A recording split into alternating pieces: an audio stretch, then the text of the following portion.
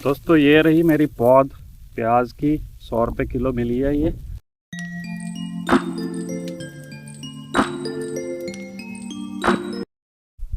दोस्तों मैं हूँ बेले सिंह। जनवरी का फर्स्ट वीक है। मेरा अमरपाली का बाग लगा हुआ है। थोड़े से और भी मिक्स फ्रूट मैंने लगा रखे हैं इसमें। तो अभी खेत जो है वो जुताई करके खरपतवार रहित करके इसको मैंने तैयार कर रखा है नेक्स्ट कमिंग जो फ्रूटिंग सीज़न आना है उसके लिए। लेकिन बीच में जो स्पेस खाली रह जाती है, अब 15 बाई 7.5 फुट के ऊपर मैंने लगा रखा है इस फार्मूले से। तो पूरे बाग में आपको थोड़ा सा आइडिया देता हूँ कि स्पेस जो रह जाती है। अब ये जो स्पेस पीछे देख रहे हैं आप, लाइन टू लाइन ये 15 फुट का गैप छोड़ा हुआ है मैंने। तो ये गैप जो है, जैसे अब पूरा एकड़ है तो आपको चुभेगा, पिंच करेगा कि यार खाली छोड़ा हुआ है, थोड़ी सी इनकम निकालनी चाहिए। तो क्या करें, बहुत सारे आइडियाज़ होते हैं। मैंने तो 3 साल से कोई इंटरक्रॉपिंग नहीं ली, क्योंकि मेरा सिर्फ फोकस है इन पौधों को बड़ा करना, हेल्दी रखना। क्योंकि इंटरक्रॉपिंग के थोड़े से नुकसान ये हैं कि जितनी भी न्यूट्रिएंट होते हैं मिट्टी में वो उसको यूज़ करेंगे, तो उससे क्या है कि इन पौधों की खुराक जो है वो कम हो जाएगी, तो इनकी ग्रोथ भी फिर कम होगी। तो ये सोच मैंने रखते हुए 3 साल से इसमें कोई इंटरक्रॉपिंग नहीं की। सिर्फ पहले साल में मसूर की दाल लगाई थी और अभी इसकी जुताई की है, मसूर की दाल ही लगा रखी थी। वो भी इसलिए कि जो नाइट्रोजन होता है उसको फिक्स कर दे ये, तो मसूर की दाल हेल्प करती है। मैंने वीडियो बना रखा है अपने प्रीवियस वीडियोस में, उसके ऊपर भी, वो आप लोग देख सकते हैं मेरी प्लेलिस्ट में जाकर। बहुत सारे आते जाते किसान भाई मेरे को बोलते रहते कुछ लगाते क्यों नहीं लगाते, उनको समझाना बड़ा मुश्किल हो जाता है ऐसे। तो वीडियो इसीलिए बना रहा हूँ मैं कि आप लोगों से अपने विचार जो है मैं शेयर कर सकूँ। तो विचार मेरे ये हैं कि मैंने अभी प्याज की पौध अरेंज की है, जिसको मैं खाली जगह में यहाँ पर पूरे एकड़ में लगा सकता हूँ, लेकिन मैं नहीं लगा रहा। उसका सबसे बड़ा पहला कारण ये है कि अगर मैं प्याज लगाता हूँ पूरे एकड़ में तो मैनुअल लेबर और लगाई और उसकी रख रखाव पर खूब खर्चा आता है। और सदियों से ऐसा होता आ रहा है कि मंडी में किसानों को रेट नहीं मिलते। जब भी हमारी फसल पक कर तैयार होती है तो उस समय रेट जो है क्रैश कर जाते हैं। पहला कारण है क्रैश करने का कि इस पे एमएसपी नहीं है। फ्रूट्स और जो सब्जियां हैं उनके ऊपर एमएसपी नहीं है। तो एमएसपी ना होने की वजह से, मिनिमम सपोर्ट प्राइस जिसको बोलते हैं, वो ना होने की वजह से सब्जियां और फ्रूट जो हैं हम किसानों के, हमेशा जब तैयार होती है फसल तो उसका रेट जो है वो पिटता है। क्यों पिटता है? क्योंकि एकदम से एक ही सीज़न की फसल तैयार होती है और विद इन 1 वीक और 2 वीक वो इकट्ठे ही मंडी में आ गिरती है। तो उससे क्या है, प्राइसेस जो हैं वो क्रैश कर जाते हैं। सेकंड कारण है कि जो व्यापारी लोग हैं वो फ़ायदा उठाते हैं इस चीज़ का, वो दाम नहीं देते। उसके बाद क्या करते हैं, वो स्टोर करते हैं, जैसे प्याज हो गया, आलू हो गया। 1 महीना फसल रोकी स्टोर में या 2 महीने, उसके बाद दाम शूट अप कर जाते हैं और वो मुनाफा कमाते हैं कई गुना। और हम किसान मिट्टी में ही ऐसे रुलते रहते हैं 24 घंटे। अब इतनी भयंकर ठंड है लेकिन किसान का काम नहीं रुकता। गर्मी हो, लू चल रही हो, तूफान चल रहा हो, ठंड हो, धुंध हो, शीत लहर है इस टाइम, अरे काम नहीं रुकते। काम तो करने पड़ेंगे ना। पहले अपना पेट पालना है, बच्चों का पेट पालना है, फिर बेचना भी है, देश का भी पेट पलता है इससे। तो अब आते हैं मेन मुद्दे पे भी, इंटरक्रॉपिंग में क्या लगाना चाहिए जनवरी के महीने में। तो प्याज की ऑप्शन आपके पास है। प्याज में आपको पता है भी मेहनत बड़ी करनी पड़ेगी, पहले आपको पौध लगानी पड़ेगी। अगर पौध खरीदेंगे वो बहुत महंगी पड़ती है। मैं 100 रुपये किलो ख़रीद कर लाया हूँ, तो 1 एकड़ में तो कई किलो लगेगी, क्विंटल के लगभग ही लग जाएगी। तो हज़ारों रुपये खर्चा हो जाता है। उसके लिए आपको अपनी पौध तैयार करनी पड़ेगी। तो दिसंबर एंड और जनवरी के फर्स्ट वीक तक आप जो है प्याज की खेती कर सकते हैं इंटरक्रॉपिंग। अपने आम के बाग में या और भी फलदार पौधे हैं उनके बीच में जो स्पेस बचती है। और एक जो मेन फैक्टर होता है पैसा कमाने का, जो कि किसान नहीं करते, कारण यह है कि सुस्ती के मारे हुए हैं और अपना जो पैसा जो कमाते हैं वो कहीं और घुसा देते हैं।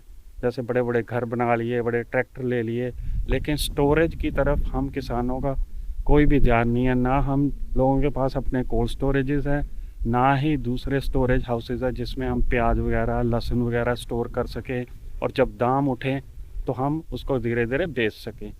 तो ये बड़े मेजर फैक्टर हैं। हम भी काफ़ी जिम्मेदार है इसके लिए, किसान भी। तो इसका तो मेरे पास कोई हल नहीं है, लेकिन आपस में कोई भी कोऑपरेटिव खेती करके राज़ी नहीं है, इसीलिए किसान मारा मारा फिर रहे इधर उधर, इसीलिए ये एक्सप्लॉयट हो रहा है। तो अब फिर आते हैं प्याज के ऊपर। तो प्याज लगाएं, अवश्य लगाएं, मेरी सलाह पर नहीं, अपना दिमाग लगाकर, क्योंकि इसमें दिमाग लगाना पड़ेगा। ये भी बिज़नेस है एक।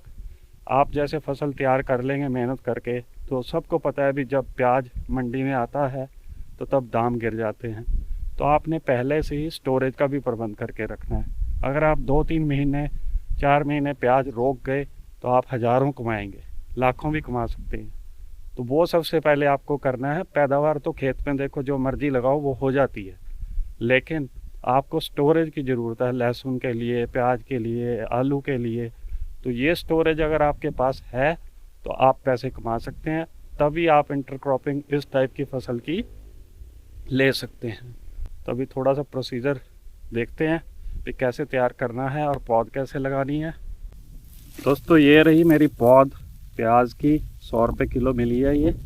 तो इसको मैं अब ट्रांसप्लांट कर रहा हूँ यहाँ पर। पहले से ही ट्रैक्टर से जुताई करवा दी है, लेकिन अब मैं अपने पावर टिलर से, जो कि रेडी खड़ा है इधर, इस पावर टिलर से इसकी दोबारा से जुताई करूँगा, अच्छे से लेवल करके।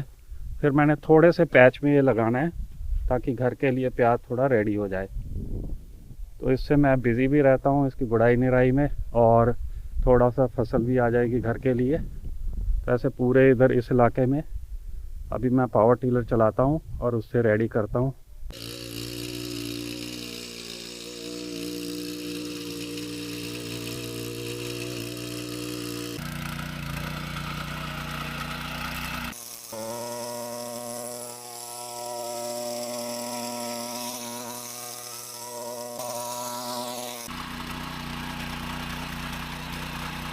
ऐसे आपने खेत तैयार कर लेना अपना। लगाने से पहले अगर कहीं भी आपको घास फूस नज़र आता है उसको मैनुअली निकाल लें, फिर इसको लेवल करेंगे। लेवल करने के बाद पौध को ट्रांसप्लांट करूँगा मैं। दोस्तों पावर टिलर से तो मैंने जुताई कर दी, अब ऐसे रेक ले लेनी है, यानी कि तांगली, और इससे आपने थोड़ा सा पंजा ये जो है मिट्टी में चलाना है। अगर कोई घास फूस का तिनका हुआ सूखा वो भी बाहर हो जाएगा, थोड़ा सा लेवल भी हो जाता है। और एक फावड़ा ले, उससे थोड़ा सा आप लेवल बना सकते हैं। यहाँ एक 3-4 फुट लंबा चौड़ा फट्टा ले सकते हैं लकड़ी का, उससे भी आप लेवल सेट कर सकते हैं। तो मैं तो यही दोनों टूल यूज़ करूँगा और इसको लेवल करते हैं अब।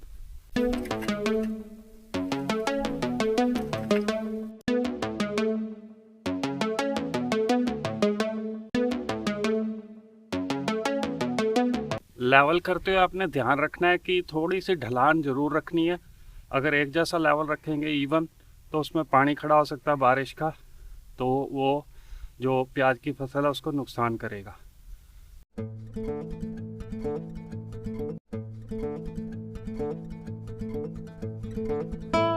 दोस्तों इस जगह को कर दिया मैंने अब लेवल, एक जैसा हो गया। थोड़ी सी ढलान रखी है ताकि पानी ना खड़ा हो।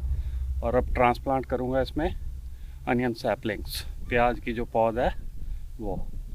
प्याज की पौध के बीच में जो डिस्टेंस रखना है वो जो रेकमेंडेड है कि इससे अच्छी फसल होगी, अच्छी पैदावार होगी, वो है रो टू रो 20 सेंटीमीटर, और जो प्लांट टू प्लांट या सैपलिंग टू सैपलिंग जो डिस्टेंस होगा वो 12 सेंटीमीटर। मैंने 2 हिस्सों में इस जगह को बांट लिया है। बीच में मिट्टी की एक मेड़ लगा दी है ताकि इसके ऊपर आप चल भी सकें और इधर पानी भी आप लगा सकें आसानी से। तो अभी इस डंडे से एक सीधी लाइन यहाँ खींच लेते हैं, मेड़ से तकरीबन 9 इंच की दूरी पर।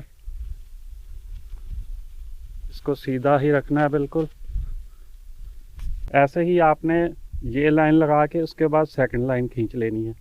तो डिस्टेंस अभी आप लोगों को बता देता हूँ कि कितना रखना है। रो टू रो 2 रोल यहाँ बना लेते हैं हम लोग। ये एक लाइन लग गई।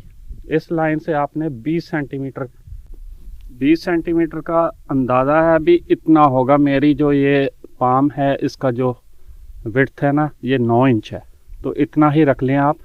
8 से 9 इंच। यहाँ पर एक और लाइन लगा लेते हैं ऐसे सीधी। अंदाजे ही चलते हैं जब आप लार्ज स्केल पे खेती करते हैं लहसुन प्याज की। तो ये 2 लाइन लग गई। 2 लाइन के बीच में आपने 20 सेंटीमीटर डिस्टेंस मेंटेन करना है पूरे खेत में, या जितनी भी जगह आप अनियन की जो सैपलिंग से लगाना चाहते हैं। तो अब यहाँ पर लगाएंगे एक सैपलिंग। ये तो हमारा पॉइंट हो गया स्टार्टिंग, समझो। यहाँ से सैपलिंग टू सैपलिंग 12 सेंटीमीटर, यानी कि हाफ हो गया अपना 4 इंच के लगभग, क्योंकि इसको ग्रोथ के लिए जगह भी चाहिए और निराई गुड़ाई भी करनी पड़ती है, खरपतवार ना हो। तो अगर मल्चिंग कर सकते हैं इसके ऊपर, इतनी आपके पास अगर पत्ती वगैरह है, गन्ने की आजकल होती है, पराली हो सकती है धान की, तो उससे कवर कर लेंगे तो आपकी निराई गुड़ाई भी बच जाएगी। वो लगाने के बाद होता है, टफ होता है प्रोसीजर। ऐसे अब मैं होल लगाता जा रहा हूँ 4-4, 5-5 इंच की दूरी पर, और इसके बीच में फिर प्याज की जो पौध है वो मैं फंसा दूँगा। तो ये मेथड है जो मेरे को आता है और जो मेरे को सिंपल लगता है, वही चीज़ मैं करता हूँ। इसके साथ भी यहाँ पर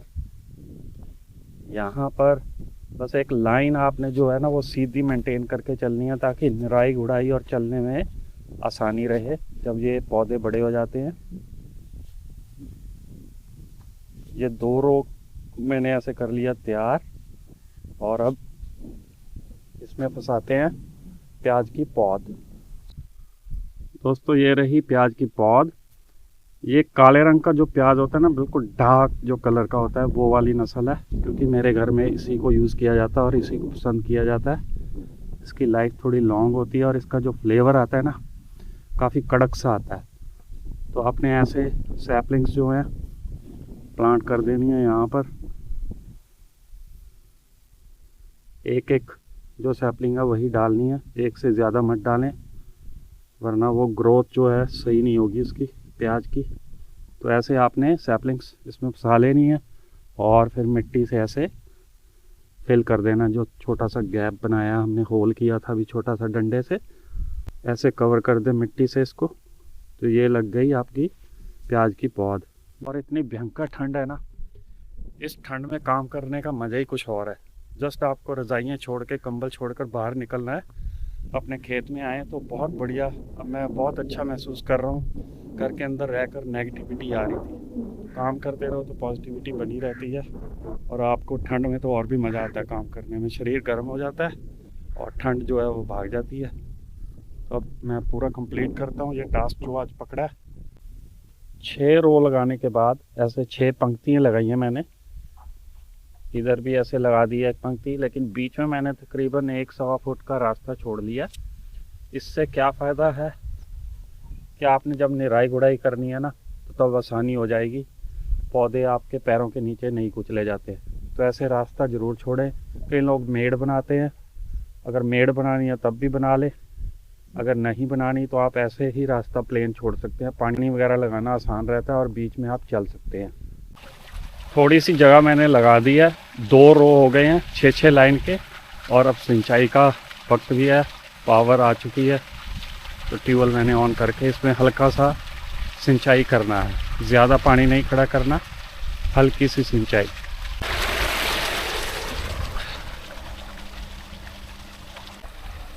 आज तो ये हो गया इतना, उसके बाद नेक्स्ट इसको कंप्लीट करूँगा। तो ऐसे स्टेप बाय स्टेप उधर भी लगाना है। अभी टाइम लगता है, इसको लग गया है 1-1.5 घंटा। 1 घंटे में इतनी सी जगह लगी है। तो अब आ गया टाइम ट्यूबवेल बंद करने का, क्योंकि ज़्यादा हो जाएगा पानी। उसके बाद नेक्स्ट वीडियो में फिर मिलेंगे, तब तक के लिए टेक केयर एंड बाय।